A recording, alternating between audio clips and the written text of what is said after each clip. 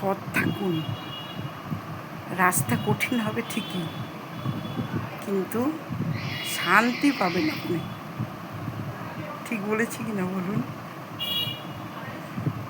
রাস্তা কঠিন হবে, চলার পথে রাস্তা, কিন্তু শান্তিটা পাওয়া যাবে সৎ পথে থাকলে।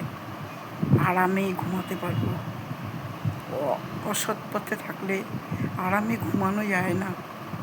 সব সময় দুশ্চিন্তা, দুর্ভাবনা লেগেই থাকে। আর সৎ পথে থাকলে কোনো চিন্তা নেই, কোনো ভাবনা নেই, আরামে ঘুম, শরীরও ভালো থাকে, মনও ভালো থাকে, সব কিছুই ঠিকঠাক থাকে। থ্যাংক ইউ বন্ধুরা, কমেন্ট বক্সে জানাবে ঠিক কিনা কথাটা। সবাই তো জানো, বোঝো।